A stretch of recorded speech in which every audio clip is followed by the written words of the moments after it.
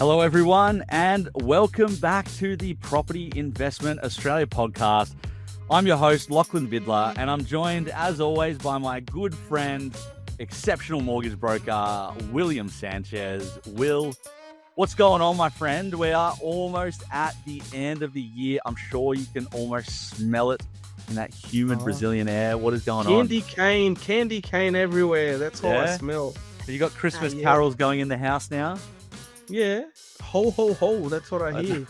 Are your kids all ready for Christmas? Yes. Well, they are. I'm not. Yeah. You're not? Has there been any big thinking around presents for the kids this year? That's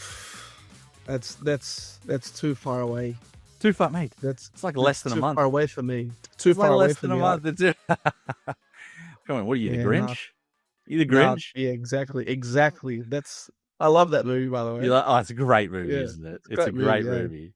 Yeah. Well, mate, we've got a really, really exciting episode to go through today. I think really, really topical with where we're at for the end of the year. We're going to be talking about and trying to really help people unpack the real reason why they might not have bought yet and what they can do about it. I think this is going to be a fantastic episode because I think that a lot of people, you know, there's always an aversion to taking action. It might be embarrassment.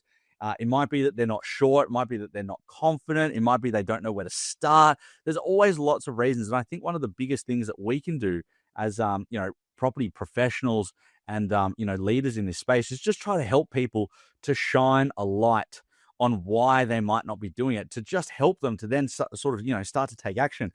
But, mate, before we do that, to give them a bit of a push as well, right? And to get, well, of course, it's a push. I think it's about that self-awareness to go, you know what, now I can actually understand why I haven't done that, so that they can then obviously try to take that action. But mate, before we do that, I'm officially now off the air with Channel 9. We've now finished Budget Battlers for the year.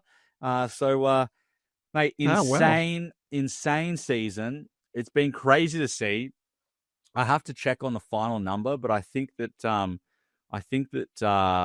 total value add equity achieved through my recommendations to the team, and then obviously helping them actually do it. You know, I'm very handy on a paintbrush now. Gotten a little bit more handy on the power tools as well. I think we generated. Like I said, I'm gonna have to check. I've heard you're pretty good on the Barbie. I think about $1 million of equity out of just 60,000 of cash invested into it. So, really? Mate, it's absolutely insane. That's why clients at Atlas, they do so well, mate. With me. Well, come and help me out with my property as well. Yeah. Yeah, come and help me out with my property. Well, look, I won't dwell too much longer on the Budget Battlers. It was amazing. I think we ended up reaching, a better part of sort of 10 million total audience over the course of the season. Again, I have to check those numbers, but probably not far off that. So, absolutely incredible results. Absolute privilege to be part of it. But there's a reason why Channel 9. Congratulations, mate. Thank you, mate. There's a reason why Channel 9 obviously came to me to do it. So if you are sitting on the fence, make sure you come and have a chat with myself and the team at Atlas Property Group, because we want to help you generate, property performance like that. But mate, that's my plug. That's me done now on that. I got to do it whilst it's still top of mind. But let's jump into this episode, because I think that it's absolutely exceptional and timely for us to be talking about it. Just going to take a quick sip of water, my friend, as the throat always dries up a little as we're talking through. But for me, I think that the reason why I thought, and I'd love to hear your thoughts as well, but for me, the reason why I thought this was a good episode for us to talk about today, and especially at this time of the year, is a lot of people would have set the goal at the start of this year that they wanted to buy property. A lot of people would have. They would have set that goal of, I want to buy their investment property. And we know they haven't done it. We know that they haven't done it. And I think that it's important to sit back now and reflect on the fact the year has gone so quickly. As it always does, the years just pick up pace as we get older. No, but it's getting quicker as well. It's going so much quicker. Right. So I think it's just important to sit back and acknowledge the fact that some people have not achieved their goal. And you know what? I hope that everyone has a lot of years but we now need to focus on what comes next, right? What do you think about the fact that people don't achieve their goals? You know, did you achieve all your goals this year? You don't have to share what your goals were, mate, but did you achieve all your goals this year? No, not at all. Not at all. I've tried, but I always aim too high. Too high? But there's nothing wrong with that. It's just my strategy. I like to aim high, and if I don't achieve them all, I've tried. I know I did my best. Yeah. Yeah, but for example, I like to read a lot of books or listen to a lot of not podcasts but audiobooks. Yeah. Right. I love listening to them, and my average is about 30 a year, 30 to 40 a year. It's pretty good. But I couldn't. Couple of months. Yeah, but I couldn't. But I haven't been able to achieve this year. That's the one driving me back. I said, "Oh my God, I miss doing that." When life gets in the way. So that's probably one of the ones that when I think about it, I said, I could do better there. But yeah. How about you? Oh, mate, how about me? I definitely haven't achieved all my goals this year. No, nowhere near it. I think that for me this year, it actually took a bit of a different turn. Like I obviously didn't expect to be, part of a mainstream TV show, and that took, a lot of time away from other things that I could have committed time into. So honestly, if I was going to describe this year, I'd say it almost was a bit blown up, like just so many things haven't taken the path that they were meant to. And then a lot of them can be traced back to a couple of things, like, for example, TV show and other stuff. So I would say I haven't achieved a lot of the goals I set this year. But in a positive way, yeah? But I'm trying to take a positive outlook, and not in a way that's like, oh, you underachieved and you're now just trying to like put your head in the sand and rationalize it. I think that this year was a year I never could have imagined in my wildest dreams. And there's been obviously some just incredible and amazing things that have happened and successes. And I think I just have to take 2025 for me as it was the year that was never intended to happen. It was the year that you could have never predicted to happen, and it has. And now I'm so excited for obviously what happens in 2026, right? Oh, but beautiful. Hollywood. Oh, you reckon I could go into Marvel or something? You never know. You never know. But I think focusing back on the listeners, I'm sure that a lot of people can probably have their own version of that. But I think that for a lot of people, property would have been their big milestone. And I'm sure that things would have gotten in their way. But I think that there's a lot of people that would sit back and say, you know what? We haven't bought, and we can come up with excuses. But I think that there's actually maybe something a little bit more underpinning that's gone on. And maybe I haven't been willing to face that or to talk about that.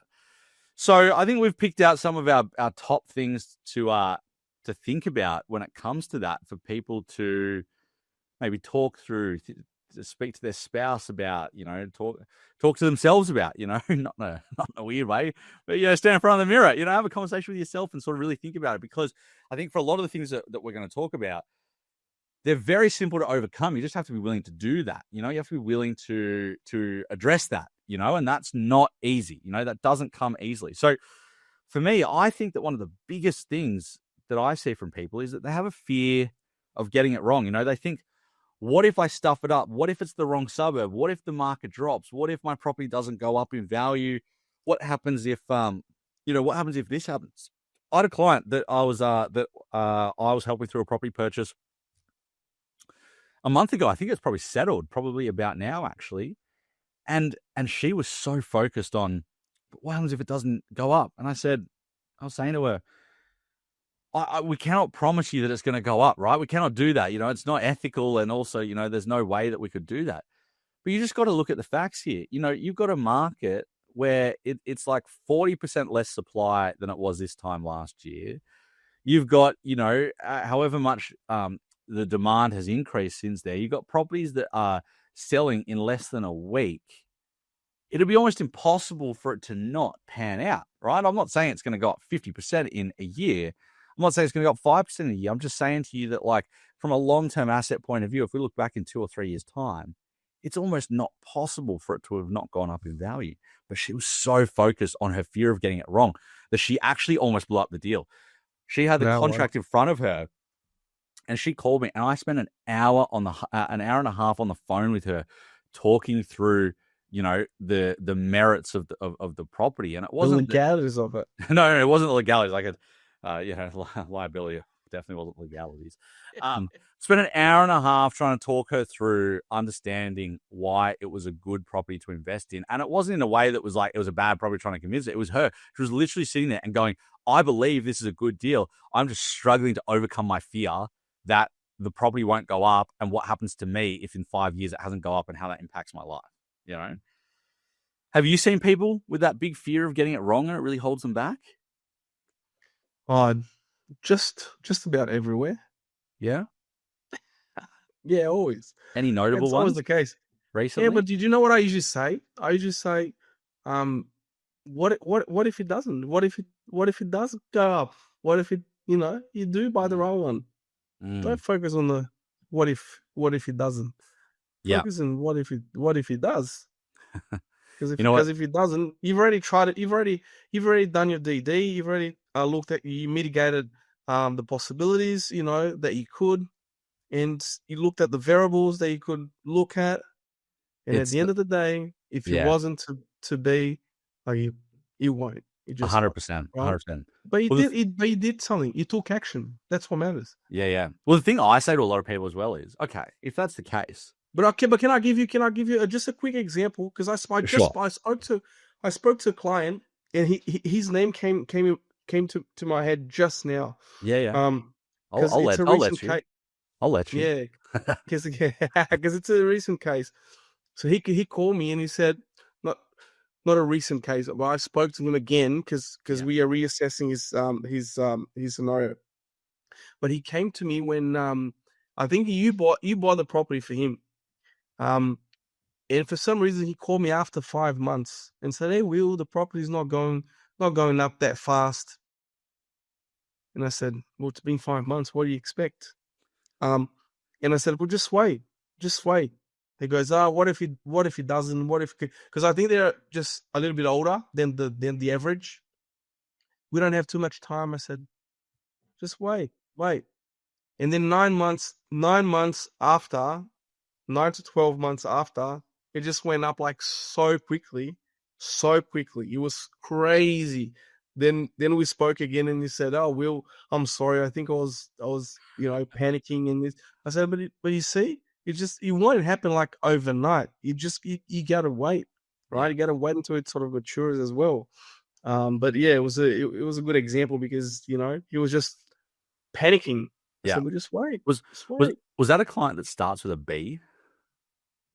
No. No, not that person I'm thinking of. No. I'll let you know. You tell me after. You tell me after who it was. Yeah. No, I think you're absolutely right. And what I was just going to say before you shared your story was what I say to a lot of people, and maybe this is something for people to think about, is like what I say when people think about this is, or when they bring it up is I say to them, well, "What's your alternative? Tell me what your alternative is. You're so worried about getting it wrong, and yet you have all these, maybe it's all these facts and information in front of you. What is your alternative?" Right? You don't work with us, for example, right? Like, let's say your alternative is you go, "You know what? We want to end our agreement and we don't want to work together," right? You go work with somebody else, right? So is it that you don't trust what we do, right? And then people go, no, it's not that. Like, we can see you guys have got, just the most insane data and reporting, and it's fantastic, right? It's not that. I go, okay. So what?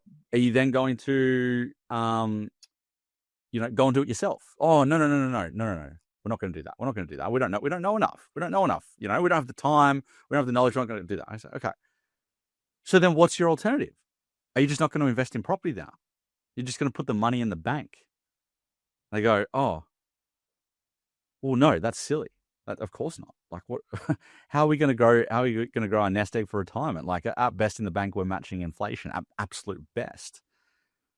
And then usually you see that it dawns over their eyes. They go, oh, okay. Well, there isn't really an alternative for us to use, There's not an alternative that we want to use, So maybe we just now have to take this fear front on and push ahead, And then when they do that, obviously, the results speak for themselves, of course, right? It unlocks the power within. Right? Oh, wow. I don't know if Tony Robbins needs a shout out from us, but exactly. but, you know better. So I guess bring it back on topic as well, because, oh man, we could talk for days and days and days on this. The fear of getting it wrong, right? It is very, very real, but I think it's really important for people to embrace the idea of, if you're getting help, to utilize that help. If you don't have help and you've got a fear of getting it wrong, then maybe you need the help. And then really think about, what is your alternative, right? Maybe knowing that, like, maybe it's like one of those cases of, a lot of people are scared of heights, right? Like, I'm not a big fan of heights myself, right? But sometimes you end up in those positions. Oh, really? Yeah, I know. There's Me a little neither. fun fact. Me neither. Right? Yeah, right? But you know how sometimes you end up in those positions where it's like you don't have any option but to keep going forward, right? Like, maybe you're in a position where you've climbed up a set of stairs, or I don't know, right? Like, I know it's a bit random. I'm just trying to think of what it is, right? But like, maybe it's a case like you just climbed up a mountain, right? You've gone for a hike, you climbed up a mountain, you're looking around, you're like, oh my God, like, wow, I'm so high up, I can't realize. But you realize there's no alternative except just to keep going forward, right? And going forward gets you back down, right? But you can't just teleport yourself from the top of the mountain to go straight back down. I don't think you're going to be so embarrassed for a helicopter to come and pick you up, at which point you're going to get winched up. And my God, if you're afraid of heights, that's going to be pretty bad in itself, right? So my point being that, like, you reach that point, explanation. right? I don't know if anyone's ever seen the movie Friends with Benefits. Have you ever seen that movie, Friends with Benefits? It's got Justin Timberlake and Mila Kunis, right? There's this scene where they're in Hollywood and he's afraid of heights, and he climbs up one of the letters of the Hollywood sign, and he gets up there and he obviously realizes he's so high up. And he realizes, and he looks around, and he's scared of heights. He goes, oh my God, like, I'm stuck. I can't get anything. And then the next scene is like this helicopter picking him up, right? My point being, that's not practical, right? Funny. Like, a lot of the time, the best way forward is to actually keep driving on, and keep moving forward, right? So I guess on this topic, what is your alternative? Maybe the best alternative is you keep moving forward. You keep moving forward and knowing that you're a bit uncomfortable, but that means you're possibly doing the right thing, All right. Let's keep that moving forward, right? So the next one that we see a lot of people, which is kind of leads into fear of getting it wrong, is waiting for the perfect property. And we talked a lot about that in our last episode. So we're talking about speed over perfection. So if you haven't listened to that one, go and have a listen to that one. So I want to keep this one very short, right? But waiting for the perfect property, you are never going to find the perfect property, right? And I think I can just talk on this one if you're happy, Will. Yeah, you are never gonna find the perfect property. I can always find something that's wrong with it, right? And the best example, something I've talked a lot to my team about recently, is, you tell me, Will, what do you think if you're going to buy a property, and we're talking about slope of the land, how much slope would you want? Would you want it flat? Would you want it sloping down, or would you want it sloping up? Typically speaking, flat. You'd want it flat, right? It's not a trick question. You'd want it flat, right? I had to think. I didn't know where you're going with that. Right? But you and most people tell, no, I want a flat piece of land, right? That's true, right? Cool. If the land is flat, it's going to have poor drainage. If it's got poor drainage, it means it might drain in a bad way towards the house, and water can pool because it doesn't drain properly. If water pools around the house, that can have structural implications that ruins the structural integrity of the house. Do you want a flat block now? No. Right? Well, I know my way around it. Right?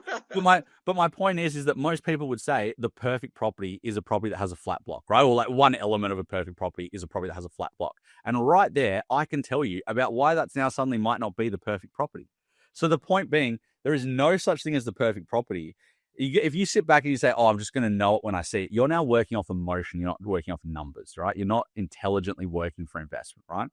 So there is no such thing as a perfect property. And I think it is so important that, that people understand that, right? I think it is so, so important, because otherwise you're going to miss the best opportunities in front of you, the very, very best ones. All right.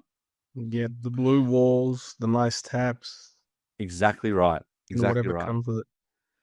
All right, next one, information overload. And we probably play into that a little bit as well, because we are part of the people that put out that information. But I think I want to just talk very briefly on this one, right? Because I'm very conscious of time, right? There is a lot of information out there. It's very easy to be overloaded. I think what's most important is that if you can't wade your way through that sea of information, is that you get some help. Right? You get some help, right? Talk to some of these people that might be the sources of your information. Understand what vested interest people might have, right? Like, for example, right? Or vested interest or lack of knowledge, right? Like, for example, if you go and sit around the table with your family and talk about property, right? Your parents or your other family members are going to have a certain perspective that doesn't necessarily make it right. Now, you might trust them more because they're your family, but that's not professional advice, right? That is information overload because maybe they're working off a playbook that worked 30 years ago, right? And then you go listen to podcasts, right? Like, that's why whenever we do our podcast, I'm always happy to say, we want to get business out of this. We do. We get lots of business out of this. People love talking to us, hearing us talk. They feel like they get to know us. They understand how we work, and they come and talk to us, right? But there's no thinly veiled sales pitch. You know that we're doing it because there's a business interest, but we also love educating people, right? But then you get other people where they're not as transparent, and you've got to always question, where does that come from, right? So you need to be able to wade your way through that information overload, but potentially go and talk to people that you think you feel really aligned with, and that might help you to get through that information overload, right? I think the last one, you like that one? Mate, I think the last one is always thinking that there's next year. I'll do it next year. I'll do it at the end of this year. I'll do it in 6 months. I'll do it when I get the promotion. I'll do it when my kid is born. I'll do it when I finish my that's a big one. That comes up all the time. Did you mean anything? Did you mean anything by that? Of course not. My very good friend. But I know we see that one all the time. People that are like, oh, no. Like, I just want to see this, right? I am not going to sit here and pretend to say that any of the things I've just mentioned don't have implications that are important to be aware of. What I'm saying is that you can always find an excuse. You can always find a way around it.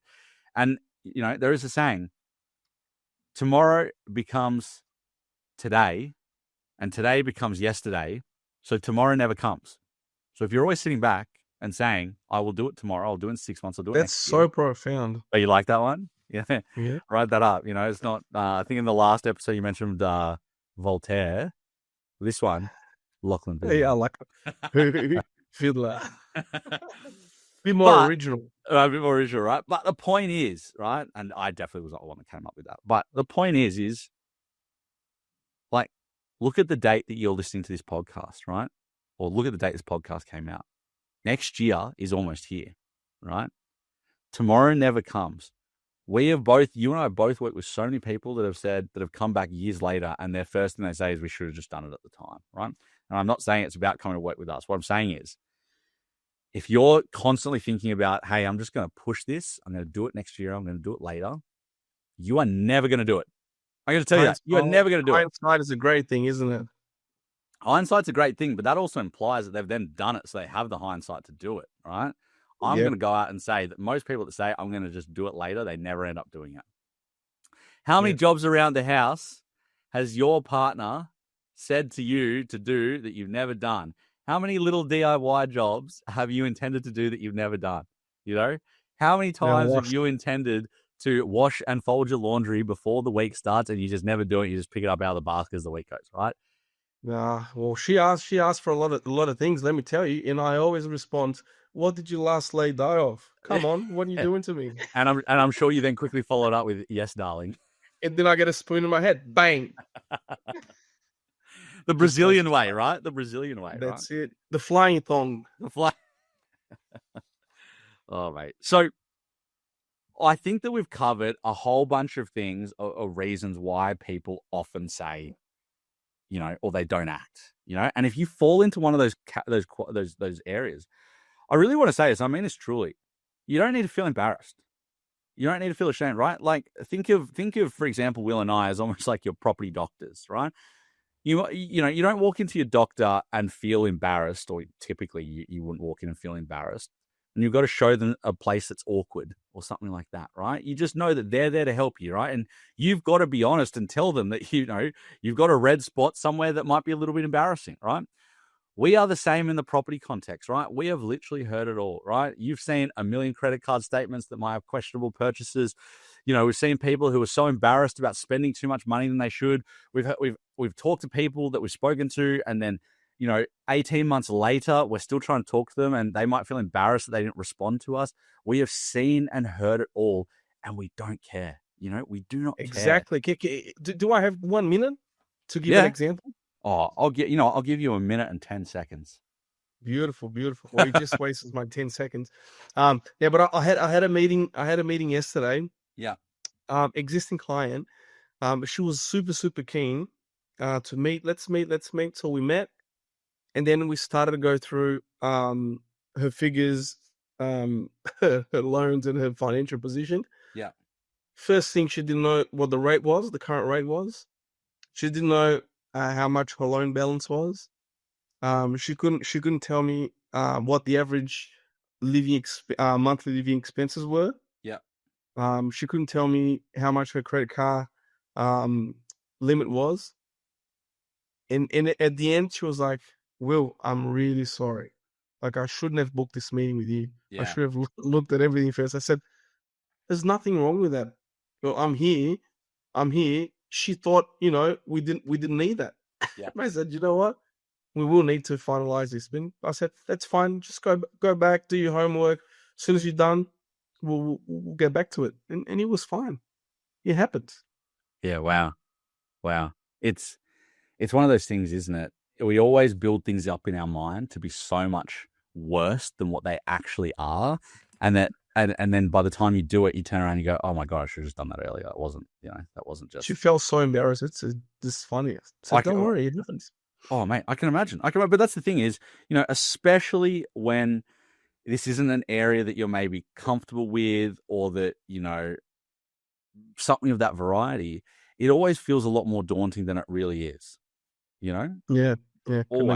Always. So, beautiful. Okay. So, why is this important to know? Well, I think it's important to know because the reality is the market's not going to wait for you. Right? The market is not going to wait for you. But I don't think it's about you trying to catch up to the market. I do have that conversation with a lot of people. They go, "We've missed out on so much. We've got to try and make it up now." It's not about that, right? It's truly not about that, because you were never going to catch it. It's just that your start date is now today.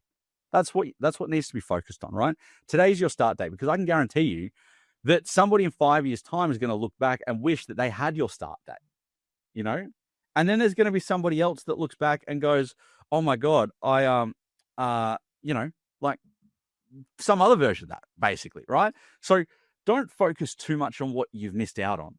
Focus on what you can now achieve. Focus on what now getting around it is going to do, right? Like, that is going to be the single most important thing that you can do, because otherwise you're going to miss out, right? And we've seen it this year, right? Like, I would say most of our clients have experienced upwards, if not definitely 20% growth over the last 12 months, right, on their properties, right? I can vouch for that. You can vouch for that, right? Some people have obviously had a lot more, and I'd say not too many people, much less. I'd say our average would probably sit around that 20% range, right? Which is something we've been able to maintain for quite a long time. And it's definitely a bit, I guess, around our methodology about trying to really front load some results for people to continue allowing them to scale. But don't focus on the fact you missed that. Now focus on what your next 12 months is going to look like, right? We've seen property markets around the country, like, it's insane. Like, buying right now, like like some markets, it's literally listed and sold the same day. Like, don't focus on that. Focus on the mechanism to allow you to be one of those people that are successful. Because there's always going to be a market that's moving quickly, especially with our housing crisis and lack of supply and all the rest. But taking action for 2026 is the single most important thing, right? The single most important thing, right? What do you think of that? We got to make the move, my friend. We got to no waiting around. Yeah. No waiting around. Yeah. That's all I can say. Well, then I think that this is the call out for everybody, right? This is what you need to do. All right.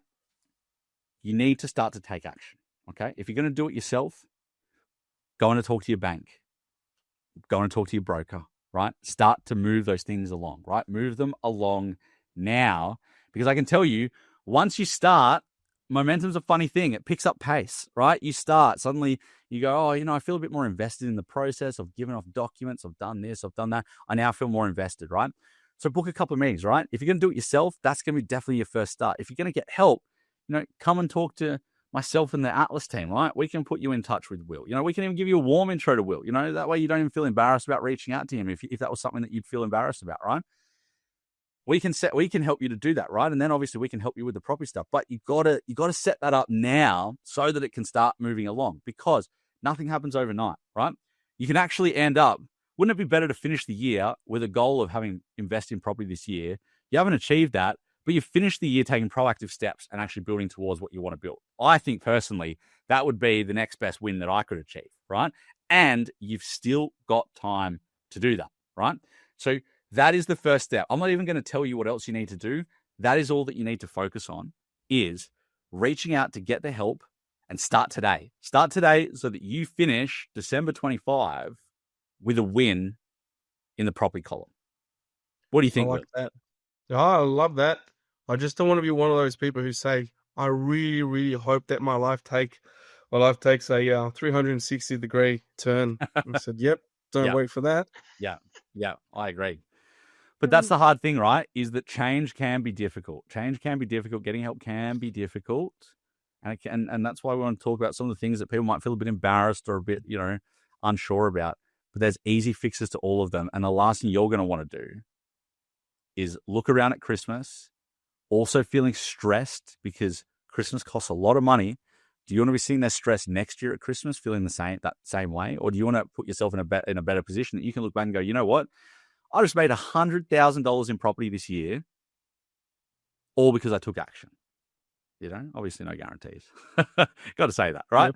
But Yep. that's pretty stock standard results for us at Atlas. So, and that's ably, assisted by people like Will, getting Why you got people resolve? through, right? So I think we're going to leave that there now, guys. I think it's another really good episode. This is all about taking action and the real reason why you haven't bought yet, but what you can do about it. All right. So now, if you want to take that action, atlaspropertygroup.com.au, come and talk with my team, take advantage of our rough average of being around 20% performance in the first year for our clients. Be part of that.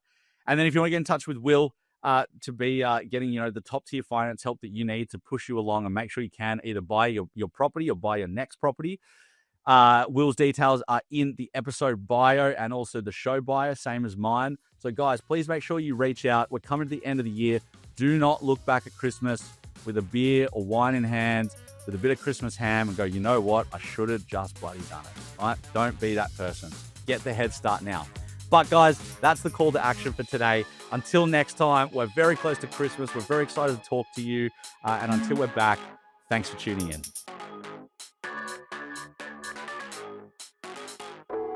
This is a Piccolo podcast production.